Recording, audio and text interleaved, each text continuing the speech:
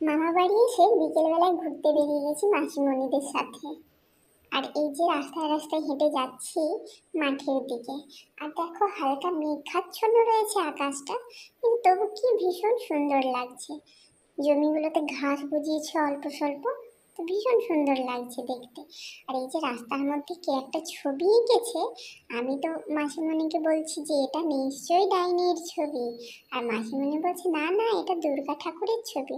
তোমরা বলো তো এটা কিসের ছবি, আমি তো বুঝতে পারিনি ঠিকঠাক করে।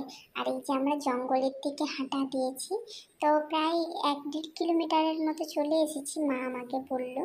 তো অনেকটা আসার পর আমরা এই যে শেষমেশ চলে এসেছি যেখানে আসার ছিল। আর এখানে একটা বাড়ি রয়েছে, আমি জিজ্ঞেস করছিলাম এটা কিসের বাড়ি, তো তখন মাসিমণি আমায় ভয় দেখানোর জন্য বলছিল এটা হচ্ছে ভূতের বাড়ি। যদিও বাড়িটা বন্ধ করা ছিল বাইরে থেকে, জানি না এটা কিসের বাড়ি, মা ওরা নিশ্চয়ই জানে এটা কিসের বাড়ি। তো শেষমেশ ওখানে আমরা যখন পৌঁছে গেলাম, এসে পরে খুব খেলা করছিলাম আমি, মাসিমণিগুলো অনেকগুলো মাসি আমার সাথে আছে। আর এই যে ছাতাটা দেখছো ওখানে ফুল তুলে তুলে এনে জমা করছিলাম, আর এই যে এদিকে দেখতে পাচ্ছ মাসিমণিগুলো কত ফুল কালেক্ট করছে, আর সবাই মিলে নিয়ে এসে ছাতাটার মধ্যে রাখছিলাম, ছাতাটা উল্টো করে। আর আমি আর আমার সাথে যে ছোট্ট মাসিমণিটা যাচ্ছে ও আর আমরা দুজনেও অনেকগুলো ফুল কালেক্ট করেছি।